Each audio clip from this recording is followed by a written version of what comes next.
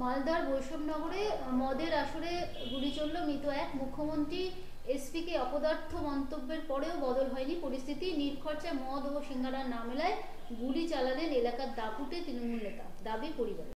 মুখ্যমন্ত্রী নিজে অপদার্থ হলে তোমার এসপি তো অপদার্থ হবেই। এত খারাপ ঘটনার পরে মুখ্যমন্ত্রী বদল হচ্ছে না, তো এসপি কোত্থেকে বদল হবে? পশ্চিমবাংলার এমন অবস্থা হয়ে গেছে, এবং তৃণমূল কংগ্রেসের, আপনি জাস্ট এটাই আমরা ভেবে দেখার জন্য অনুরোধ করব সবাইকে, যে ক্ষমতার উদ্ধত্ত বাড়তে বাড়তে বাড়তে বাড়তে কোথায় চলে গেছে। এখন আর কলতলার ঝামেলাতেও না, একটা চা সিঙ্গারা না পেলে তৃণমূলের নেতা অস্ত্র চালিয়ে দিচ্ছে, একটা মানুষের প্রাণ নিয়ে নিচ্ছে। সিঙ্গারার চেয়ে একটা মানুষের দাম কম এখন তৃণমূলের কাছে। একচেটিয়া ক্ষমতায় যখন আরজি করে ধর্ষণ হলো, তখন কলার তুলে ওরা বলেছিল না যে ধর্ষণ হোক, রেপ হোক, মার্ডার হোক, যাই হোক না কেন, আমরা 6টায় আসন বাই ইলেকশনে জিতিয়ে দেখিয়ে দেবো, 6-0 জিতিয়ে দেখিয়ে দেবো। এবং সত্যিই জিতল। ওই 6-0 তৃণমূল জিতে এটা প্রমাণ করে দিল যে পশ্চিমবাংলা ধর্ষণ করে খুন করেও আমরা ক্ষমতায় থাকবো। ধর্ষণ করে খুন করে যদি ক্ষমতায়ভাবে থাকা যায়, তাহলে সত্যি সত্যি সিঙ্গারা না পেলে, এরপরে নকুলদানা না পেলে গুলি চালিয়ে দেবে। কেন চালাবে না? ওরা তো জেনে গেছে যে এইগুলো করেও আমরা ক্ষমতায় থাকতে পারবো, এবং ক্ষমতা আমাদেরকে আরও বেশি করে এইগুলো করার লাইসেন্স দেবে। গোষ্ঠী কন্দলের ইতিহাস তৃণমূলে প্রথম নয়, বিশেষ করে এলাকা যখন বীরভূম। অনুব্রত কাজল দ্বন্দ্বে নতুন মাত্রা বীরভূমের অন্দরে। তৃণমূলের ভয়ে প্রায় 6 মাস ঘরছাড়া তৃণমূলের লোকজন। দলীয় কোন্দলের নতুন রূপ বীরভূমে। কাজল গোষ্ঠীর বিরুদ্ধে অভিযোগ অনুব্রত অনুগামীদের। দেখুন, ওদের নিজেদের মধ্যে কি ঝামেলা, কে ঘর ছাড়া। এর আগে অনুব্রতর অনুগামীদের হাতে সাগর ঘোষ, হৃদয় ঘোষদের পরিবারের আপনারা জানেন প্রাণ গেছে। নিজের গোষ্ঠীর লোককে ওরা খুন করেছে। পশ্চিমবাংলায় গত 13 বছরে তৃণমূলের হাতে আমরা আমাদের অনেক কর্মীকে হারিয়েছি। অন্যান্য রাজনৈতিক দলেরও কিছু কর্মী মারা গেছেন, কিন্তু তৃণমূলের হাতে যতজন তৃণমূল কর্মীর মৃত্যু হয়েছে, বামপন্থী, কংগ্রেস, বিজেপি, আইএসএফ সব যোগ করলে বোধহয় ওই সংখ্যাটার ধারে কাছে পৌঁছয় না। এটা আমাদের কাছে নতুন কিছু না। আমরা খালি এইটুকু বলতে পারি, তৃণমূলকে সরিয়ে যদি মানুষ আমাদেরকে বেছে নেন, আমাদেরকে সুযোগ দেন, তাহলে অনুব্রত কাজল শেখের জমানার আগেও যেরকম দল মত এবং গোষ্ঠী নির্বিশেষে সব মানুষ নিজের বাড়িতে থাকতেন, পরবর্তীকালেও তাই থাকবেন। আর যতদিন এদের এই ক্ষমতা থাকবে, ততদিন পর্যন্ত আজ এই গোষ্ঠীকে, কালকে ওই গোষ্ঠীকে ঘরছাড়া হয়ে বেড়াতেই হবে। কিচ্ছু করার নেই। শান্তি ফেরাতে পারি একমাত্র আমরা। আমাদেরকে মানুষ সেই সুযোগ দিন, আমরা মানুষের কাছে আবেদন করছি। বাংলাদেশের পরিস্থিতির কথা মাথায় রেখে বনগাঁর পরে বাগদা সীমান্তবর্তী বাগদা গ্রাম পঞ্চায়েত নজরদারি বাড়াতে সীমান্তবর্তী গ্রামে 17টা সিসিটিভি ক্যামেরা লাগিয়েছে গ্রাম পঞ্চায়েত। তাহলে কি প্রশাসন ও বিএসএফ এর নজরদারিতে ভরসা নেই তাদের? নেই, বোঝাই যাচ্ছে। আবার এইটাও ঘটনা, গ্রাম পঞ্চায়েত কোথাও নজরদারি করতে সিসিটিভি লাগাচ্ছে। আবার এই তৃণমূলেরই আমরা দেখলাম বাংলাদেশ থেকে এসে একজন মালদাতে তৃণমূলের পঞ্চায়েত প্রধান হয়ে গেছে। তৃণমূলের কোথাও নেত্রী মাইকে বলছেন যে কারা কারা ঢুকেছেন ইল্লিগালি বলুন, আমাদের কাছে আসুন, সব ডকুমেন্ট বানিয়ে দিচ্ছি, বা ডকুমেন্ট ফেরি করছেন। সুতরাং এদের তো মুডের ওপর নির্ভর করছে। এখানে এদের রাজনীতি বলে কিছু নেই, পুরোটাই মুডের ওপর। যখন মুড হচ্ছে সিসিটিভি লাগানো, সিসিটিভি লাগাচ্ছে। আবার যখন মুড হচ্ছে ইল্লিগাল একজন নাগরিককে ইল্লিগাল ডকুমেন্ট বানিয়ে দিয়ে পঞ্চায়েত প্রধান করে দেওয়ার, তাকে পঞ্চায়েত প্রধান করে দিচ্ছে। দেখুন, আমরা বামপন্থীরা মনে করি পৃথিবীতে কোনো মানুষ ইল্লিগাল নন। আমরা বামপন্থীরা মনে করি বাংলাদেশের যে পরিস্থিতি, এক ভারত সরকারের বাংলাদেশের সঙ্গে আলোচনা করে চেষ্টা করা উচিত যাতে সেখানে পরিস্থিতি নর্মালাইজড হয়, কিন্তু এটা ভারত চাইলেই কালকে হয়ে যাবে না। বাংলাদেশ থেকেও যে মানুষ ভারতে আশ্রয় নিতে চান, আমরা অন্য সময় দেখি কেন্দ্রের সরকার সেই মানুষদের কথা বলে কত রাজনীতি করে, আমরা সিএ করব, করে আগত শরণার্থীদেরকে আমরা নাগরিকত্ব দেব। তাহলে আজকে যদি বাংলাদেশ থেকে শরণার্থী হয়ে কেউ আসতে চান, তার দিকেই বা বিএসএফ গুলি চালাবে কেন? কোনো একটা জায়গায় তো সরকারের নীতির সাথে সরকারের রাজকের ভূমিকাকে মিলতে হবে। তাহলে তো এই প্রশ্ন আসবে যে আপনি কি সত্যি সত্যি বাংলাদেশের অত্যাচারিত হিন্দু মানুষের পক্ষে নাকি বিপক্ষে?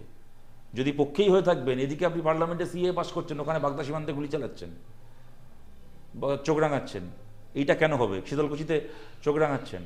অতএব সরকার শরণার্থীর প্রশ্নে একটা নীতি নিক, পরিষ্কার নীতি নিক, ধর্মনিরপেক্ষ একটা নীতি নিক, এবং ডেফিনেটলি আমাদের রাজ্যের মধ্যেও যেখানে যেখানে স্থানীয় মানুষ, প্রশাসন, পুলিশ, তাদেরও যা ভূমিকা পালন করার, ভারত সরকারের নীতির সঙ্গে সামঞ্জস্যপূর্ণ নীতি তারাও পালন করুক, এটাই আমরা চাই। ভূমি সংস্কার দপ্তরই ঘুঘুর বাসা। রাজ্যের সবচাইতে বড় দুর্নীতির আখড়া ভূমি সংস্কার দপ্তর। কড়া আক্রমণ অধীর রঞ্জন চৌধুরী। নাম না করে মুখ্যমন্ত্রীকে আক্রমণ অধীর। দেখুন, পশ্চিমবাংলাতে না, এটা একটা 5 বছরের বাচ্চাও জানে, মানে আদিবাসীর জমি, পাহাড়ে পাহাড়ি মানুষ, নেপালি গোর্খা মানুষের জমি, যেগুলো কিনা বিক্রি হওয়ার কথা না, ভূমি সংস্কার দপ্তরে লোকাল বিএলআরও অফিসে টাকা দিয়ে 10 মিনিটের ব্যাপার জমির চরিত্র পাল্টে কাগজ বার করে নিয়ে চলে আসা। জলা জমি, ইস্ট ক্যালকাটা ওয়েটল্যান্ড, রুবি হাসপাতালের পেছনে থেকে শুরু করে একেবারে আপনাদের স্টুডিও যেখানে ওই অবধি রাজারহাট থেকে শুরু করে গোটা এলাকা একটার পর একটা জলা জমির ওপর রিসোর্ট তৈরি হচ্ছে, এমনকি শপিং মল তৈরি হচ্ছে, বড় বড় হাউজিং কমপ্লেক্স তৈরি হচ্ছে, পিকনিক স্পট তৈরি করার নাম করে ওখানে এখন ফুর্তির জায়গা তৈরি হচ্ছে, তৃণমূল নেতাদের ব্ল্যাক মানি ওখানে হোয়াইট হচ্ছে। দেখবেন সারা বছরে হয়তো ওই পিকনিকের সিজনে 2-3 দিন 10 দিন বুকিং থাকে, কিন্তু সারা বছর একটা লোকই থাকে যার কাজ হচ্ছে রিসোর্টগুলোতে বসে বসে সারাদিন ধরে বিল বানিয়ে যাওয়া। তৃণমূল নেতাদের টাকাগুলো ওখানে হোয়াইট হয়, ফলস বিল বানিয়ে টাকাগুলোকে ওখানে হোয়াইট করা হচ্ছে, টাকাগুলো অ্যাকাউন্টে ফেলা হচ্ছে। জমির চরিত্র টাকা দিয়ে বদলে ফেলা বিএলআরও অফিস এখন একটা 5 বছরের বাচ্চার কাজ এটা এখন। এই যে আপনারা দেখলেন কদিন আগে কলকাতার এক কাউন্সিলর, 109 নম্বর ওয়ার্ডের কাউন্সিলর, তার বাড়ি নিয়ে অনেক প্রশ্ন উঠলো। আপনারা খবর নিয়ে দেখুন সরকারি নিয়মের বাইরে গিয়ে কীরকমভাবে দুটো প্লটকে অ্যামালগামেট করা হয়েছে। এটা তো একটা 5 বছরের বাচ্চাও জানে। পশ্চিমবাংলাতে এখন বিজ্ঞাপন হচ্ছে, আপনাদের মতো চ্যানেলে বিভিন্ন খবরের কাগজে গর্বের সঙ্গে বিজ্ঞাপন করছে যে লাটাগুড়ি ফরেস্ট থেকে হেঁটে 10 মিনিট আপনার নিজের স্টুডিও অ্যাপার্টমেন্ট হবে। কোত্থেকে হয়? কার বাবার ক্ষমতা হলো লাটাগুড়ি ফরেস্টের মধ্যে প্রাইভেট অ্যাপার্টমেন্ট বানাবে জঙ্গলের জমিতে?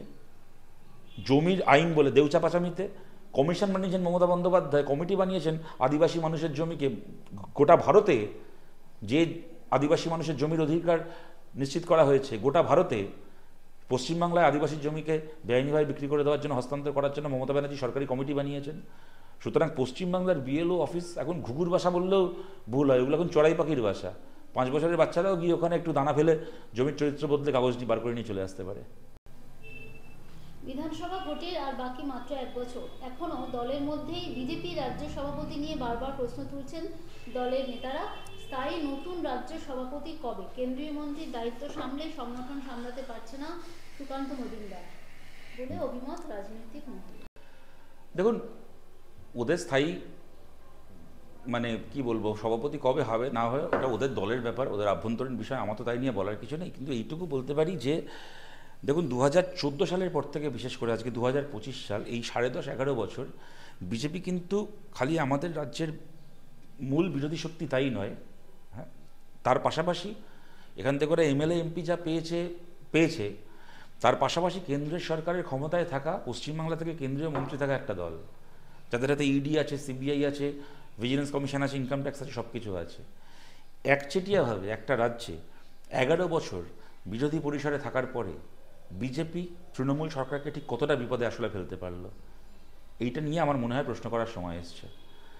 গরম গরম বক্তৃতা, গরম গরম ভাষণ, একে পা থেকে 2 ইঞ্চি ছোটো করে দেবো, ওকে মাথা থেকে 2.5 ইঞ্চি ছোটো করে দেবো, ওর হচ্ছে মমতা বন্দ্যোপাধ্যায়ের পোশাক আশাক তুলে কুৎসিত ইঙ্গিত করা থেকে শুরু করে, মহিলাদেরকে নিয়ে খারাপ খারাপ কথা বলা থেকে শুরু করে, গরুর দুধে সোনা হাঁসের তত্ত্ব বার করা থেকে শুরু করে, খবরের কাগজে নাম তোলার জন্য, টিভির ক্যামেরার সামনে হিরো হওয়ার জন্য স্টান্টবাজি আমরা 11 বছর ধরে অনেক দেখেছি। তাই নিয়ে আলোচনা হয়েছে, আলাপ হয়েছে, বিজেপির বড় বড় মিটিং হয়েছে, মিছিল হয়েছে, প্রধানমন্ত্রী এসছেন, অমিত শাহ এসছেন, অনেক কিছু দেখেছি আমরা বিজেপির। কিন্তু তারপরে at the end of the day একটা তো জমা খরচ করতে হয়। দিনের শেষে হিসেবের খাতা নিয়ে বসতে আমরা কি দেখছি? 11 বছর এত ক্ষমতা নিয়ে পশ্চিমবাংলার বিরোধী পরিসরে থেকে বিজেপি তৃণমূল কংগ্রেসকে ঠিক কতটা অসুবিধায় ফেলতে পারলো বা আদৌ ফেলতে পারলো কিনা, আমার মনে হয় ওদেরকে সেই জবাবটা দিতে হবে। তার বাইরে ওদের সভাপতি কে হবে না হবে, আর বিজেপির তো একটা সুবিধা আছে, সবসময় যে দল থেকে সভাপতি করতে হবে এমন তো কোনো ব্যাপার না, অন্য দল থেকেও লোকে নেই বিরোধী দলনেতা করে দিতে পেরেছে। সুতরাং সেরকম দরকার হলে অন্য কোনো দল থেকেও সভাপতি, বা ওরা চিতপুর যাত্রা কোম্পানির কাছ থেকেও কোনো সভাপতি ভাড়া নিয়ে যেতে পারে। যে কোনো যাত্রায় কেউ ভালো সভাপতির ভূমিকা অভিনয় করেছে, এই লোকটা ভালো সভাপতি, একে নিয়ে গিয়ে আমাদের বিজেপি ওয়েস্ট বেঙ্গলের সভাপতি বানিয়ে দিলাম। ওরা চিতপুরের যাত্রা কোম্পানি থেকেও সভাপতি ভাড়া করতে পারে, কিন্তু বিরোধী দল হিসেবে ওদের যে কাজটা করার কথা ছিল সেইটা কতটা করেছে তার ওরা একটা হিসেব দিক। TV9 বাংলার খবরে যে বাংলাদেশি বলে চিহ্নিত তৃণমূলের প্রধান লাভলি খাতুনের সার্টিফিকেট বাতিল, ওবিসি সার্টিফিকেট বাতিল, ভিডিও বাংলাদেশি বলে চিহ্নিত করে তথ্যের গরমিলের কথা আগেই জানিয়েছিল রিপোর্টে। সেই তথ্য খতিয়ে দেখলে তার ওবিসি সার্টিফিকেট বাতিল করলো প্রশাসন। তাহলে কি এবার প্রধান পদ থেকে সরিয়ে দেওয়া হবে লাভলি খাতুনকে? দেখো সেটা তো আমার বিশ্বাস সময়ের অপেক্ষা, যদি না তৃণমূল বিরাট বেহায়াবানা কিছু একটা করে। কিন্তু প্রশ্নটা হচ্ছে যে আপনারা খবর করলেন, তারপরে এটা হলো, কিন্তু ওবিসি সার্টিফিকেটটা ইস্যু করা হলো কি করে একজনকে যে ভারতের নাগরিক নয়? তার কোন ব্যাকগ্রাউন্ড চেক করে তার ওবিসি সার্টিফিকেটটা ইস্যু করা হলো? তার কোন ব্যাকগ্রাউন্ড চেক করে তাকে আধার কার্ড থেকে শুরু করে রেশন কার্ড থেকে শুরু করে ভোটার আই কার্ড থেকে শুরু করে ভোটে দাঁড়াতে যে প্যান কার্ড লাগে এগুলো তৈরি করে দেওয়া হলো, তার জবাব তো এই বিডিওকে দিতে হবে। এবং এখানে প্রশ্নটা ওই একজনের নয়, আমি আপনাকে একটা উদাহরণ দিচ্ছি। উত্তর দিনাজপুরের এখন জেলা সভাধিপতি যিনি রয়েছেন, ওখানকার এক এমএলএ গৌতম পাল, তার স্ত্রী পম্পা পাল 2014 সালে যে আসন থেকে প্রার্থী হয়েছিলেন সেটা ছিল এসসি রিজার্ভড আসন। তখন এসসি সার্টিফিকেট দিয়ে প্রার্থী হয়েছিলেন এবং জিতেছিলেন। 10 বছর পরে 2013 সালের পঞ্চায়েতে, 10 বছর পরে 2023-এর পঞ্চায়েত ভোটে অন্য আসন থেকে প্রার্থী হলেন, সেটা ওবিসি রিজার্ভ সিট। একই মানুষ যিনি 10 বছর আগে এসসি ছিলেন, 10 বছর পরে তিনি ওবিসি সার্টিফিকেট দিয়ে আবার নির্বাচিত হয়ে এখন জেলা পরিষদের সভাধিপতি উত্তর দিনাজপুরে, আজকে চেয়ারে বসে আছেন। কি করে হচ্ছে? কোন নিয়মে হচ্ছে? আদালতে মামলা চলছে। যিনি মামলা করেছেন তাকে প্রলোভন দেখিয়ে, ভয় দেখিয়ে তাকে কেনার চেষ্টা করেছে, কিন্তু তিনি বিক্রি হননি, না প্রলোভনের কাছে না ভয়ের কাছে। সেই মামলা চলছে। গোটা বাংলা জুড়ে বিভিন্ন পঞ্চায়েতে বিভিন্ন স্তরে এরকম জাল সার্টিফিকেট দিয়ে এরা বসে আছে। বামপন্থীরা, বামফ্রন্ট সরকার, জ্যোতি বসু পঞ্চায়েতে এই সংরক্ষণের নিয়ম করেছিলেন সত্যিকারের তপশিলি সমাজের মানুষকে গণতন্ত্রের অংশীদার বানানোর জন্য। আর এরা কি করেছে? দুটো জিনিস। এক, সত্যিকারের তপশিলি সমাজের মানুষ যার এই রিজার্ভেশন পাওয়ার কথা এবং পঞ্চায়েতের কার্যকরী ভূমিকা নেওয়ার কথা, তাকে সরিয়ে নিজেদের লোকেদেরকে জাল সার্টিফিকেট বানিয়ে তাদেরকে দিয়ে ওই জায়গাগুলো পূরণ করেছে। এবং আরেকটা জিনিস যেটা কেউ পশ্চিমবাংলায় কল্পনা করতে পারতো না কোনোদিন, আমাদের গর্ব, আমরা গর্ব করে বলি, গোটা ভারত ভাবতে পারেনি, প্রথম পশ্চিমবাংলা করেছিল, বামফ্রন্ট করেছিল 1/3 মহিলা রিজার্ভেশন পঞ্চায়েতে, পুরসভায়। যে বাড়ির মহিলারা, খালি বাড়ির মহিলা কেন হবেন, তারা সংসার চালাবেন, তার পাশাপাশি তারা দেশ চালাবেন, পঞ্চায়েত চালাবেন, তারা কর্পোরেশন, মিউনিসিপ্যালিটি চালাবেন। আমরা সেই নিয়ম করেছিলাম। এইবার আপনারা জানেন পঞ্চায়েতের পরে পশ্চিমবঙ্গ সরকার থেকে একবারে গভর্নমেন্ট অর্ডার করা হয়েছে, নতুন পঞ্চায়েত মেম্বার যারা ইলেক্টেড হলো তাদের ট্রেনিং পুরুষেরা ট্রেনিংয়ে নিজেরা অ্যাটেন্ড করবে। আর মহিলাদের জন্য একেবারে গভর্নমেন্ট অর্ডারে মমতা বন্দ্যোপাধ্যায় লিখে দিয়েছেন সঙ্গে স্বামীকে আনতে হবে, পঞ্চায়েত প্রতি। যেটা আমি আবার বলছি, উত্তরপ্রদেশে হয় বলে আমরা শুনেছিলাম, বিহারে হয় বলে আমরা শুনেছিলাম, যে পুরুষ পঞ্চায়েত প্রধান রিজার্ভেশন সে করতে পারবে না, দাঁড়াতে পারবে না, পরের বার বউকে দাঁড় করিয়ে দিল, দাঁড় করিয়েছে, বউ বাড়িতে রান্না করছে, সে হচ্ছে বউয়ের নামে পঞ্চায়েত চালাচ্ছে। ওই দিন পশ্চিমবাংলায় মমতা বন্দ্যোপাধ্যায় ফিরিয়ে আনলেন, নিজে মহিলা মুখ্যমন্ত্রী একজন, পঞ্চায়েত প্রতি বলে তার ডেজিগনেশন তৈরি করেছে। পঞ্চায়েত প্রধানকে, নতুন ইলেক্টেড মেম্বারকে তার স্বামীকে নিয়ে যেতে হবে ট্রেনিংয়ের জন্য। সুতরাং এটা হচ্ছে, এগুলোকে বলে সভ্যতার পশ্চাৎগামিতা। বামপন্থীরা যে জায়গায় নিয়ে যাওয়ার চেষ্টা করেছিল পঞ্চায়েত ব্যবস্থাকে, এরা পেছনের দিকে চালিয়েছে। কি তপশিলি মানুষের সংরক্ষণের প্রশ্নে, কি মহিলা সংরক্ষণের প্রশ্নে। নদিয়ায় দেখা যাচ্ছে যাবজ্জীবন সাজা পাওয়া আসামি প্যারোলে ছাড়া পেয়েছে এবং বেরিয়ে বন্দুক হাতে দাপিয়ে বেড়াচ্ছে। গুলি বোমাবাজিতে একজনের মৃত্যু হয়েছে, আহত দুজন। এটাই তো আমাদের দেশের বাস্তবতা। বিনা বিচারে সাবজুডিস কেস 10 বছর, 12 বছর, 14 বছর, 20 বছর ধরে জেলে বসে আছে কত গরিব মানুষ। কবে কি সন্দেহে তুলে নিয়ে গেছিল, জামিন হয়ে গেছে হয়তো 3 বছর আগে, জামিনের 300 টাকা জমা করতে পারেনি বলে জেলে বসে আছে। গোটা ভারতের জেলে আপনি এই জিনিস দেখবেন। আর যাদের ক্ষমতা আছে, যাদের রাজনৈতিক ক্ষমতা আছে, তারা সরকারের কোলে উঠে কখনো এখানে এই ঘটনা আপনারা বললেন, প্যারোলে মুক্ত হয়ে এলাকায় অস্ত্র নিয়ে দাপিয়ে বেড়াচ্ছে। আবার আরেকজন বিজেপির শাসিত রাজ্যে আপনারা দেখেছেন, হরিয়ানাতে ওই রাম রহিম বলে একজন সিরিয়াল রেপিস্ট, ছোট ছোট বাচ্চাদেরকে ধর্ষণ করেছে, করে কনভিক্টেড, সে কোনো আন্ডার ট্রায়াল নয়, কনভিক্টেড, ছোট ছোট বাচ্চাদেরকে ধর্ষণ করার জন্য, দিনের পর দিন ধর্ষণ করার জন্য। সে যবে থেকে কনভিক্টেড হয়েছে, যতদিন না জেলে থেকেছে তার থেকে বেশি দিন প্যারোলে থেকেছে। কখনো হরিয়ানার ভোটের আগে তাকে প্যারোলে বার করিয়েছে বিজেপি, তাকে দিয়ে প্রচার করিয়েছে। এখন দিল্লির ইলেকশনের আগে তাকে 30 দিনের প্যারোলে জেল থেকে ছাড়া হয়েছে। কেন? যাতে সে তার ওই তথাকথিত ভক্তদের মধ্যে বিজেপির হয়ে প্রচার করে দিল্লির ইলেকশন পার করাতে পারে। এই হচ্ছে আমাদের দেশের আইন ব্যবস্থাকে নিয়ে যাকে বলে ছ্যাবলামি, যাই দক্ষিণপন্থী দলগুলো করছে, এখানে তৃণমূল তো ওখানে বিজেপি। সিপিএমের কেন্দ্রীয় কমিটির খসড়ায় বলা হয়েছে, তৃণমূল সফলভাবে দ্বিমুখী মেরুকরণ করে সিপিএমকে অপ্রাসঙ্গিক করে দিতে সফল। সেই সঙ্গে স্বীকার করে নেওয়া হয়েছে যে স্বাধীনভাবে আপনারা গত কয়েক বছরে শক্তি বৃদ্ধি করতে পারেন। এটা তো সত্যি কথা, এটা তো আমাদের তো স্বীকার না করার তো কিছু নেই, এটা তো মানুষের সামনেই তো এই ফলাফল তো রয়েছে।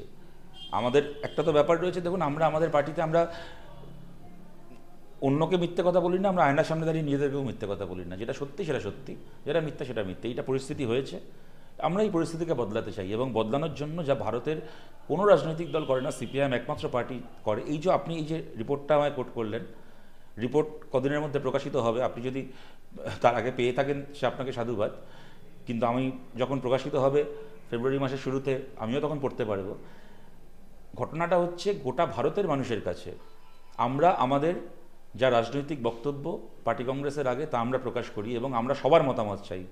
সেখানে খালি যারা আমাদের পার্টি সদস্য তারাই নয়, পার্টি সদস্যের বাইরেও যে অসংখ্য মানুষ আছেন, আপনাদের মতো সাংবাদিকেরা হতে পারেন, আরও সমাজের বিভিন্ন ক্ষেত্রে বিভিন্ন পেশার মানুষ হতে পারেন, এমনকি যারা আমাদের বিরোধীও যারা আছেন, আমাদের সমর্থকরা তো বটেই, আমাদের বিরোধীও যারা আছেন তাদের কাছ থেকেও আমরা মতামত চাই যে আপনারা বলুন আমাদের কোথায় ভুল, কোথায় ত্রুটি, কোথায় ব্যর্থতা, আমাদেরকে সফল হতে গেলে কি করতে হবে, আরও ভালো করে কোন কথাটা বলতে হবে, কোন কাজটা করতে হবে। সবার মতামত নিয়ে আমরা এপ্রিল মাসে পার্টি কংগ্রেসে যাব এবং এটাই আমরা চিরকাল করি। অতএব কিন্তু লুকোচুরির তো কোনো ব্যাপার নেই। যেটা ঘটনা, পশ্চিমবাংলায় বাইপোলার কন্টেস্ট হয়েছে গত কয়েকটা ভোট, আমরা চাই বাইপোলারিটিকে ভাঙতে। কেননা পশ্চিমবাংলাতে এই বাইপোলার কন্টেস্টের পরিণাম কি হয়েছে? মমতা ব্যানার্জি বলে আমি ইমাম ভাতা দেবো, তো শুভেন্দু অধিকারী বলে তাহলে পুরোহিত ভাতা দিতে হবে। আর যদি এই বাইপোলারিটিকে ভাঙা যায় তাহলে বামপন্থীদের কণ্ঠস্বর বিধানসভায় পৌঁছবে, যে বিধানসভায় দাঁড়িয়ে আমরা বলবো যে মসজিদের ইমাম ভাতা পেল কিনা, মন্দিরের পুরোহিত ভাতা পেল কিনা আমাদের দেখার দরকার নেই, কিন্তু ইমাম আর পুরোহিত দুজনের বাড়ির ছেলেমেয়েই যেন পরের বছর এসএসসি পরীক্ষায় বসতে পারে, টেট পরীক্ষায় বসতে পারে, তার জন্য আমাদের সরকার পরিচালিত হোক। বাইপোলারিটি ভাঙতে পারলে এই কথা বিধানসভায় পৌঁছবে। কেন্দ্রীয় কমিটির খসড়ায় লেখা সিপিএম কংগ্রেসের সঙ্গে কোনো সমঝোতায় যাবে না। আমি দেখুন এই পড়িনি, এরকম কোনো খসড়া রিপোর্ট এখনও প্রকাশিত হয়নি, হলে জানতে পারবো। তবে কংগ্রেসের সাথে কোনো ভোটের বোঝাপড়া হওয়া না হওয়া নিয়ে এর আগে বহু আলোচনা হয়েছে, আমাদের পার্টির মধ্যেও হয়েছে, অনেক জল্পনা কল্পনা সব কিছু হয়েছে। তারপরে আমাদের পার্টি কংগ্রেস থেকেই একটা সিদ্ধান্ত নেওয়া হয়েছে। সেই মতো খালি পশ্চিমবাংলা বলে না, পশ্চিমবাংলা হতে পারে, রাজস্থান হতে পারে, তার ত্রিপুরা হতে পারে, বিহার হতে পারে, তামিলনাড়ু হতে পারে, ভারতের বিভিন্ন রাজ্যে আমাদের সেই রণকৌশল অনুযায়ী আমরা ভোটে লড়েছি। এপ্রিল মাসে পার্টি কংগ্রেস যা ঠিক করবে আগামী দিনে আমরা সেই পথে চলার চেষ্টা করব। তার বাইরে জল্পনা করে কী লাভ আছে বলুন? আপনার যদি এর বাইরে আপনার কিছু আলাদা মতামত থাকে আপনিও লিখে পাঠিয়ে দেবেন, সেটা নিয়ে আমরা আলোচনা করব।